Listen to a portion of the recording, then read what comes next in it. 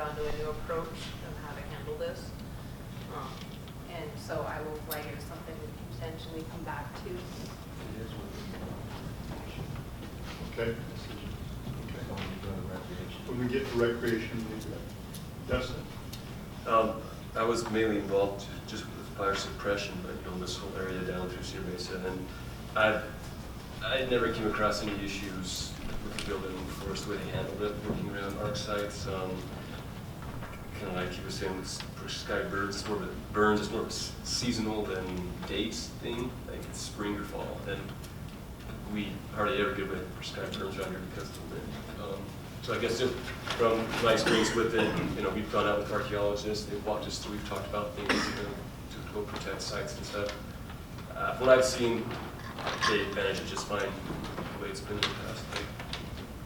So that being said, why change it, right? Yeah, so, yeah, so I think. Alternative A. Yeah, I didn't see any issues with. Eric? What are we looking for as a committee? Are we having a discussion on these things for 2 or 3 minutes and then voicing our vote? Or are we, procedurally, what are we going to do? I think we're trying to go through each of the categories and determine whether we agree with A, B, C, or D at this point. So would we, after a short discussion, would we say all those who like A, raise your hand. All those who like B, raise your hand. All those who like C, all those who like D, so that the land agencies can get an idea? Or? I think that's basically what we're trying to do. Okay. Obviously, some of them the discussion will be short. Right. Very short. Some of them are going to take some time to go through. But yeah, I think that describes what I'd like to do anyway. But I think that'd be efficient. We can move through it quick. You can call for any more comments. Yeah. Let's share our opinion. I don't know if it's calling for a vote, but it's anyway, we're sharing our opinion. Yeah. Is that all right, Lisa? I think it is. The only reminder is to carry a recommendation forward fully to the agency.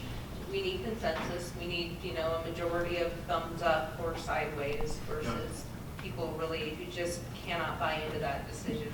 So rather than choosing one or the other and like voting on which alternative, it would be more helpful if somebody made a motion that the item in alternative D is fine, or the item in alternative B should be carried forward with the proposed plan. Well, consensus on all these items is never going to happen in the time we've got. So what I'm thinking is if we could just share our opinions. I mean, this is again my opinion. Right.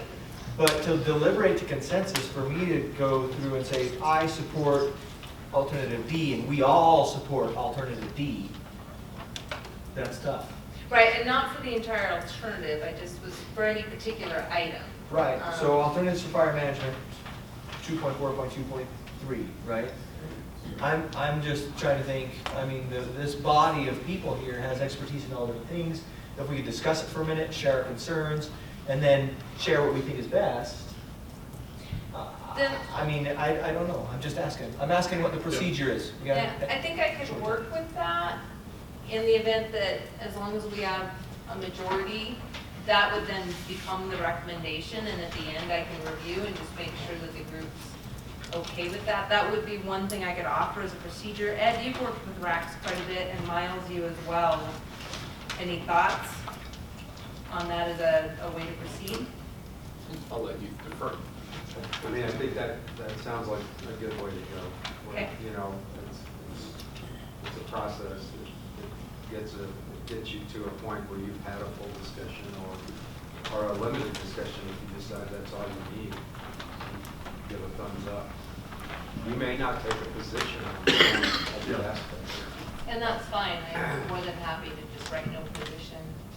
And the question I have that I was going to ask is just to no similar action as your plan right now.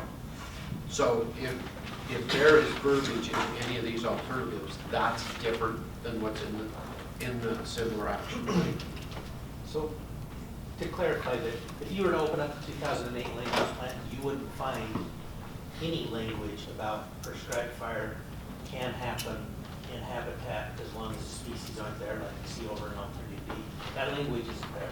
So we're clarifying it in B, telling the public species aren't there, we're not impacting them, we're gonna do prescribed fire. So that's one thing you see in D. And in 2008 plan, there's no language about that at all. And that's pretty much uniform across.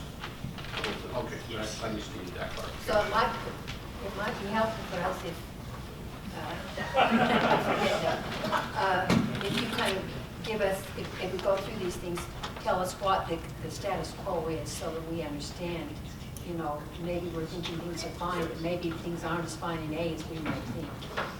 So now the status quo in A, since it doesn't have language in the land use plan, we would go through the environmental analysis and do a site-specific analysis on a proposal, prescribed burn or whatever the fuels treatment is, and then we would specify the action the agency is going to take. In most cases, it'd be similar to what D is. It sounds like C to me, actually, I'm just saying.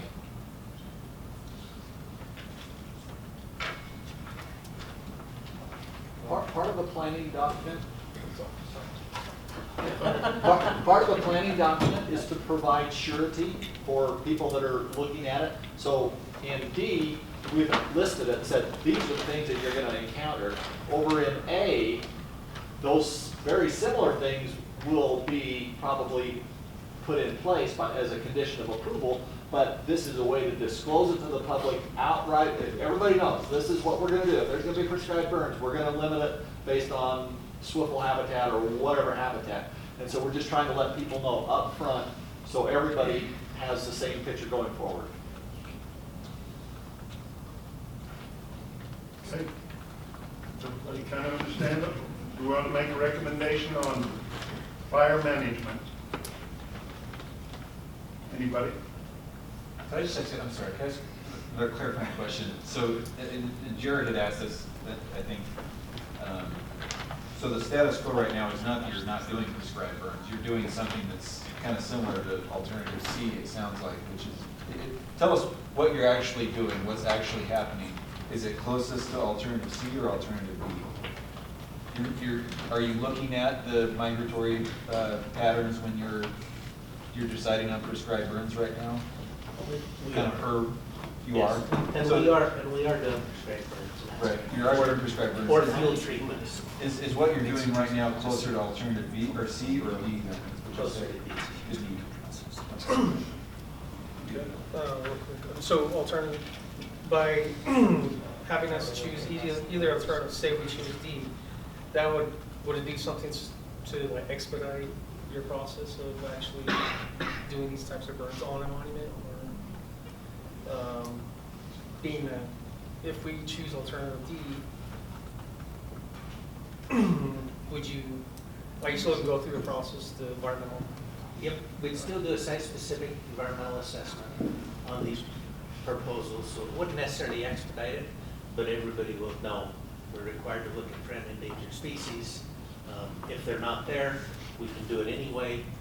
It's kind of like Gary said, it's helping everybody see the picture of what we would normally look at. And if it, and the status quo is you don't do that, you don't tell the public or whatever? No, we do, it's in the environmental assessments.